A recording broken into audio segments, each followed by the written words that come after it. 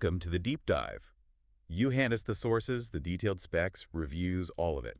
And we cut straight through the noise to what you actually need to know. Exactly. Today, we're looking at an EV that's really making waves in the crossover space. The refreshed 2025 Kia EV6. And the sources you sent are great. We've got everything from the official tech specs to deep dives on the battery and performance curves. So our mission today is to figure out why this car stands out. It's not just about style or speed. It's about the tech that, well, it seems to fundamentally change the whole experience of owning an EV. I think you've hit on it. Kia is trying to nail that perfect balance, the style, the performance, and most importantly, the day-to-day practicality. Okay, so let's start with what's new for 2025, because it's pretty significant. There's a visual refresh. They're calling the new headlights the Star Map design. Yeah, it's a very sharp look, but the really important stuff is under the skin. Right, the bigger battery. They've moved up from a 77.4 kilowatt-hour unit to a new 84.2 kilowatt pack. And that new capacity is key. But the magic here, the thing all the sources point to, isn't just the size of the battery, it's how fast you can fill it up. This is where it leaves rivals like the Ford Mustang Mach-E or the VW ID.4 behind. Completely. The EV6 is built to solve that one complaint everyone has, waiting around at a charger. All right, let's unpack that. The goal here is to help you, the listener, understand if this car can actually minimize that range anxiety we all hear about.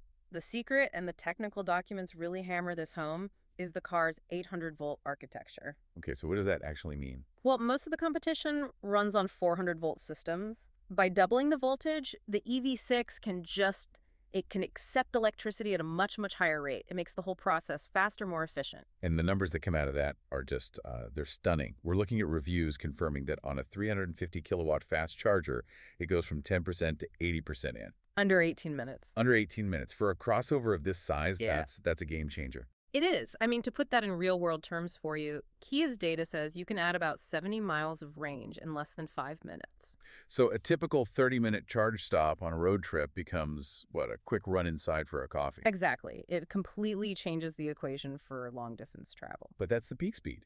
What about the sustained charging rate? Because that's what really matters for planning a stop. And the charge curve data is fascinating. For this new 84 kilowatt battery, the average speed it holds from 10 to 80% is a really impressive 171.8 kilowatts. Wow. So it's not just a quick peak. It maintains that high speed for a long time.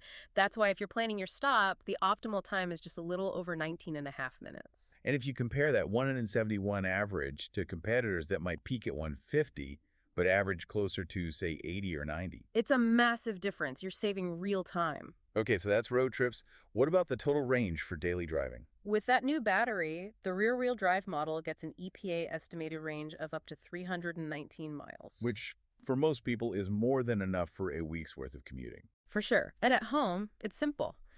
On a standard 11 kilowatt level 2 charger, it'll go from 10 to 100% in about 7 hours. So you plug in overnight, wake up with a full tank. Exactly. The ultra-fast charging is for the road. The 7-hour home charge is your daily routine. That charging speed is a huge confidence booster. But the sources are just as clear that this car is also, well, it's genuinely fun to drive. Well, absolutely. The platform is incredibly versatile. It really caters to everyone, from the efficiency-focused driver to the total speed enthusiast. Let's break down those options. Okay, so it starts with the single-motor rear-wheel drive models. You can get either 167 or 225 horsepower there, aimed at maximizing your range. And then there's the one most people will probably look at. Right, the all-wheel drive dual-motor setup. That's kind of the sweet spot. It gives you 320 horsepower, which is plenty of punch, plus that all-weather traction. And then there's the GT. This is where things get a little crazy. A little. I mean, this is where Kia stops competing with other crossovers and starts challenging sports cars. The number is just wild, 641 horsepower. It's an absurd figure for a family car, honestly, and the acceleration numbers, they back it up. So the 320 horsepower model is already quick, right? 0 to 60 in, what, 4.5 seconds? A very quick 4.5 seconds. But that 641 horsepower GT, it does 0 to 60 in a documented 3.2 seconds. 3.2. We are talking supercar territory in a car you can take to the grocery store. It's incredible. But to handle that kind of power, you need more than just big motors. What did the sources say Kia did to the GT's chassis. Oh, it's a comprehensive overhaul. They gave it a much firmer chassis tuning and electronic limited slip differential to properly manage all that torque. And adaptive suspension, I saw. Yep, adaptive suspension that can stiffen right up when you're driving aggressively. It's a real performance package, not just a badge and some software. Which helps explain the price range we saw. It starts around, what, $44,395 for the base light trim? Right around there. And then it goes all the way up to that GT model, which is in the $63,000 to $65,000 range. You're paying for some serious hardware. Makes sense. Let's shift inside. The sources all describe the cabin as very spacious and very tech-forward. That flat EV floor really opens things up, but Right. yeah, the focus is definitely on the technology. And the centerpiece is that huge curved panel on the dashboard. Right, the twin 12.3-inch displays, one for your gauges, one for infotainment. It's a very clean, very modern look. But what about the actual tech updates for 2025? What are the key convenience upgrades? They're small but important. First, wireless Apple CarPlay and Android Auto are finally standard. No more cords. That's a big one. Huge.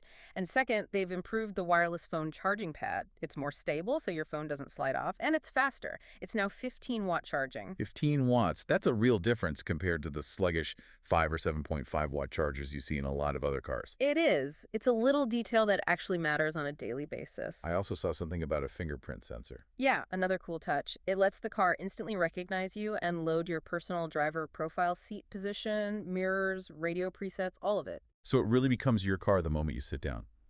And what about practicality? Cargo space. It's very generous. You get 28 cubic feet behind the back seat, and if you fold those seats down, it opens up to 54 cubic feet total. Plenty of room. And the tech convenience extends beyond the cabin, right, with the over-the-air updates. For sure. The fact that the car can get software updates for infotainment, driver assist, even performance without you having to go to a dealer is a massive benefit for long-term ownership. The car just keeps getting better. Okay, let's talk about safety. The tech focus seems to carry over there, too. It does. Structurally, it's very sound. It has a 5-star safety rating, comes with 8 airbags standard. But today, safety is really about the active system. The smart co-pilot features. Exactly. And the list is comprehensive. It starts with the Forward Collision Avoidance Assist, or FCA. Which now detects not just cars, but pedestrians and cyclists, too. Right, which is crucial for city driving. Then you have the blind spot systems like BCA and RCTA, which are lifesavers in traffic and parking lots. And for those long highway drives, the one that really stood out to me was the highway driving assist. That system is fantastic for reducing fatigue. It's more than just cruise control. It helps with steering, acceleration, braking. It keeps you centered in your lane and a safe distance from the car ahead. It makes long trips much less of a chore. And to back all this tech up, what about the warranty? If you're investing in an 800-volt system, you want to know the manufacturer stands behind it. And they do. Kia's warranty is one of the best. The key part for you is the coverage on the electric components and the powertrain. 10 years or 100,000 miles. That's a pretty strong statement of confidence in the tech. It absolutely is. It's crucial for peace of mind. So wrapping this all up, what's the big picture for you, the listener?